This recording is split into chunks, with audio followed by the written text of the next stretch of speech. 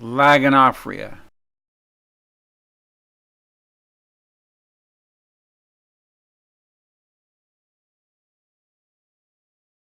Lagynophrya is a ciliate and resides in its own genus, Lagynophrya.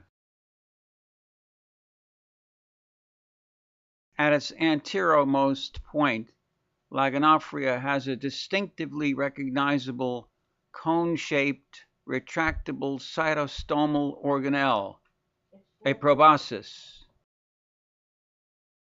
There are many fine drawings and illustrations of Lagynophrya to be found in the literature and on the internet. It should be noted that in the larger diagram to the right, Call lists some 10 species. However, approximately 20 can be found in the literature.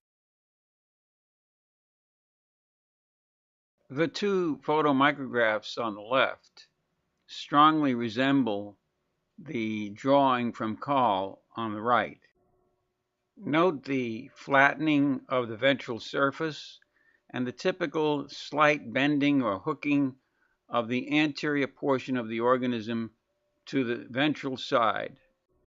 These features are described well by Kurtz in his classical text.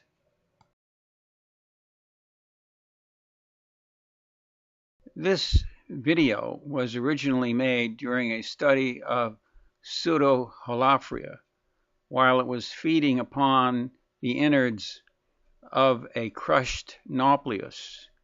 Note that the organism became quite enlarged and stuffed and rounded, and actually changed its gross morphologic appearance. It seemed to be involved in unfettered feeding. However, after a while, Lagynophrya joined in the feast. Note that in this case, it looks like Lagynophrya simplex. It is piriform and slim and has the protuberant cone-like proboscis previously described. Note also that it is eating quite avidly of what is available. This feeding process continued for a number of minutes, and during that time, the relatively piriform, slim Lagynophrya became turgid and widened and plump in appearance, and one could almost wonder whether the species classification of this Lagynophrya might appear somewhat different from Lagynophrya simplex.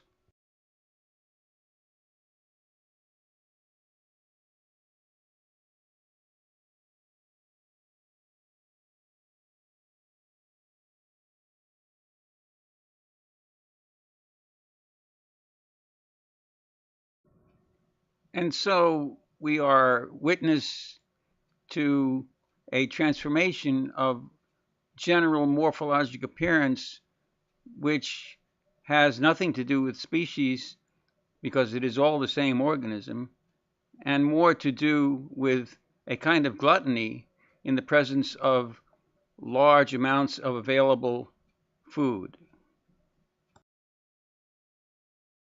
Note that at varying times, this organism in a single photomicrograph might have been taken for Lagynophrya simplex, or Lagynophrya musicola, or Lagynophrya rostrata. And these observations would have been based only on approximately half of the known species if one were using Call's textbook. The appearance of the proboscis of Lagynophrya is quite variable. At times it may look like a small nubbin or a fingertip.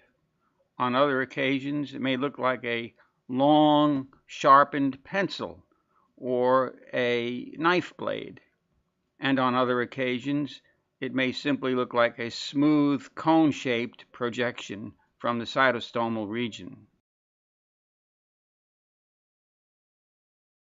When the proboscis is in the withdrawn state, the surface of the anterior portion of the organism may look relatively smooth, or it may show varying degrees of a fence-like pericytostomal paling of varying height.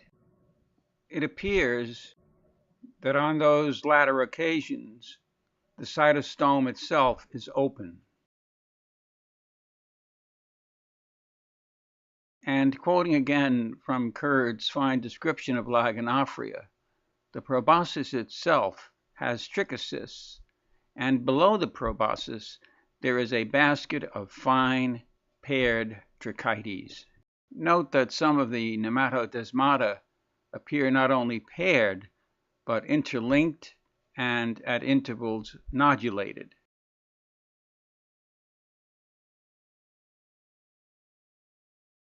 Lagynophrya has a single macronucleus, usually located to one side of the midline, just below the mid-body.